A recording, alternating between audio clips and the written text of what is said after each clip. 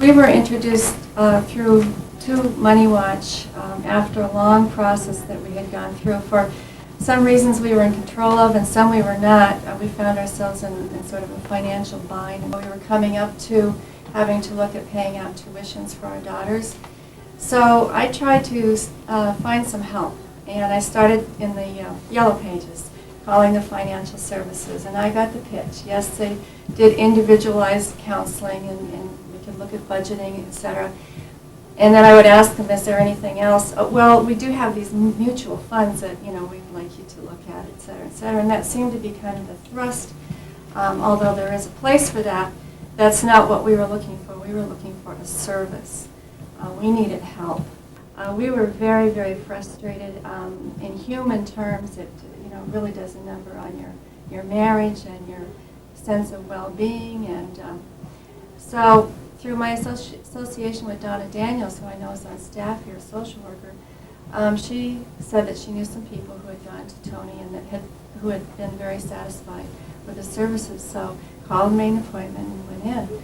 And we're still working with Tony. That was over a year. Our case, I think, is kind of a tangled web, but we are untangling it. And the great thing is we were able to put it in a visual image. He feeds all the information that we provide into a computer, and we were able to look at our whole picture visually, which I need. Not a pretty picture. Not a pretty picture. And he could say, you're high here, you're low here, you're in the average here. And another real good thing is whenever couples come to a service in a state that we were in like this, there's a lot of, you can bet that there's been a lot of heated conversations at home about some of these issues. And Tony was very sensitive, very easy to talk to, very sensitive about potential volatile issues. And for us, it was a telephone bill. And so my family is all in the West. So we came up to that issue, and I think Tony realized, whoa, we've got to work them through this issue. So we were very pleased with that. I don't want to take up all the time. There were other points. When we came to Tony, one of the first things that Tony did, we went through his book. And it's amazing when you start writing down all the expenses you have. 2/3 of them you don't think about. We had two daughters in college at the time. But when we left Tony that first night, Tony said, well, you're spending about $15,000 more than you make. That made sense. And when we came home that night, I told Ann, I said, I really feel good about this. And she looked at me, $15,000, we're going $15,000 every year in the home. And I said, with this, it really doesn't matter if you're even, $2,000, $500.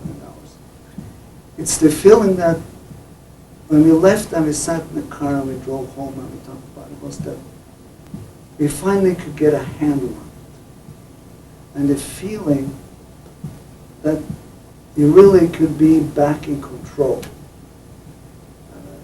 That feeling, is worth everything as far as I'm concerned.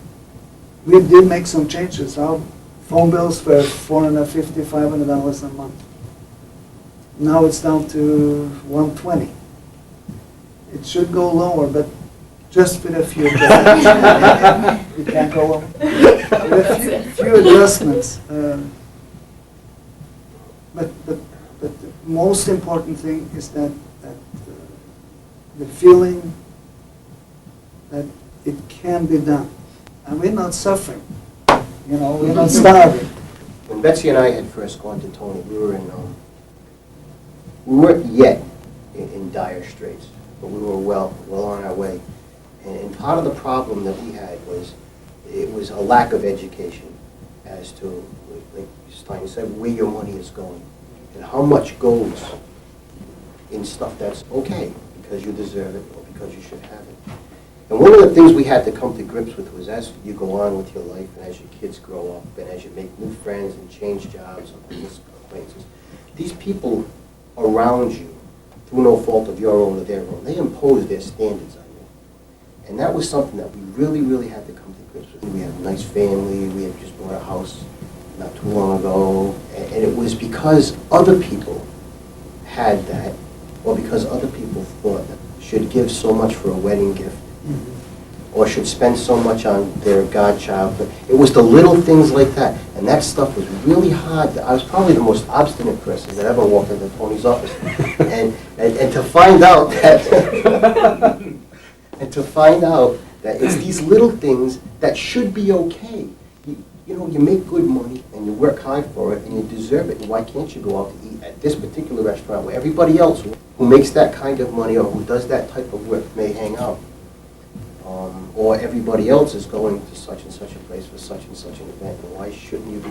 To come to grips, or to be taught how to come to grips with the idea that you just can't. And that's okay too, because you're making an intelligent decision to walk in that direction, rather than what they call it reactive financial management. It just isn't good. It wasn't working. We were losing thousands a year, spending thousands a year more than we were making, and loving it.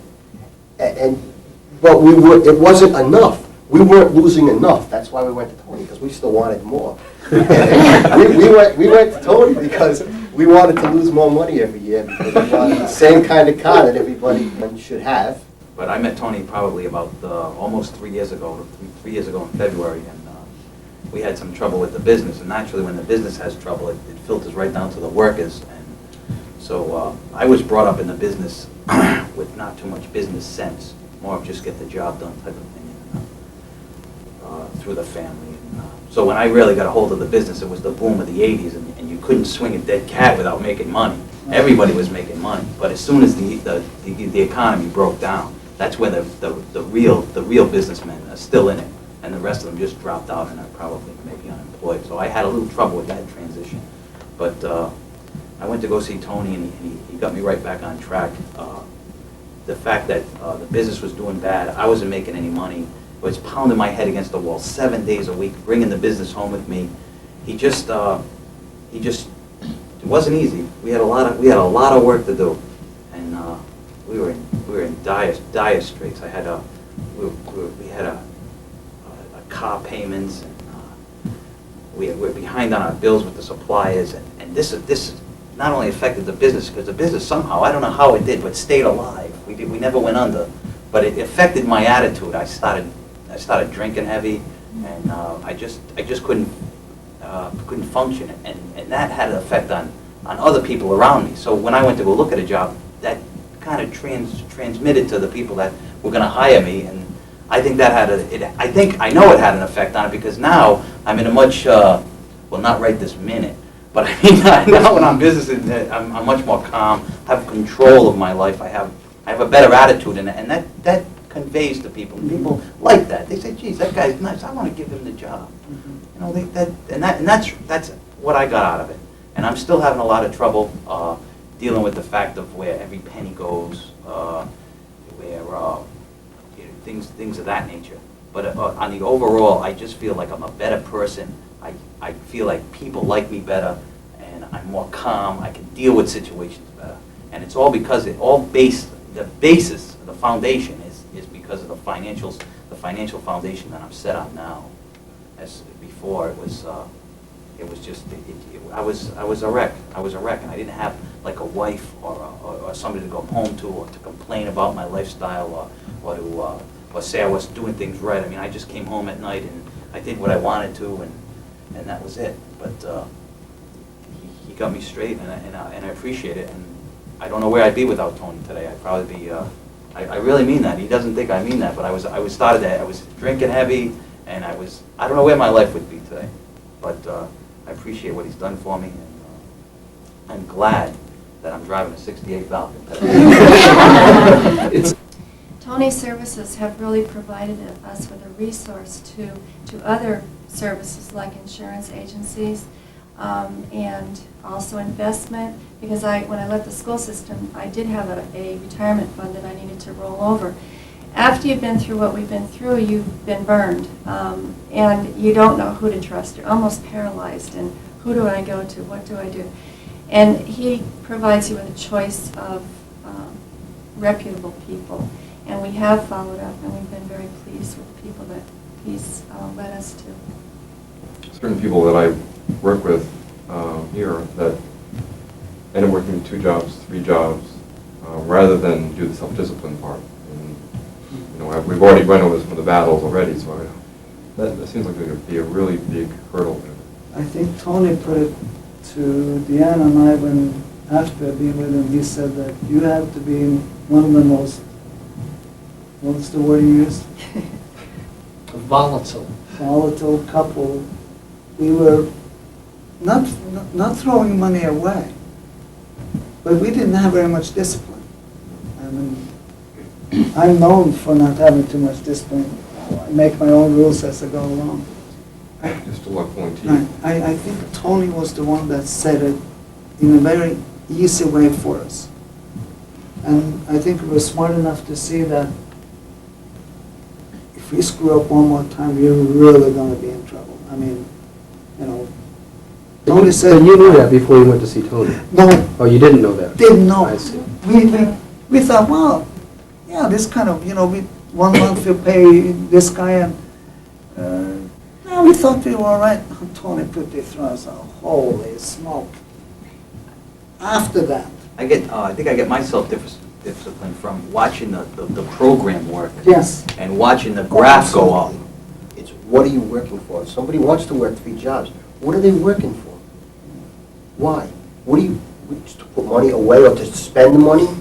When I would work long hours or could work 3 jobs if I wanted to, who's going to raise my kids?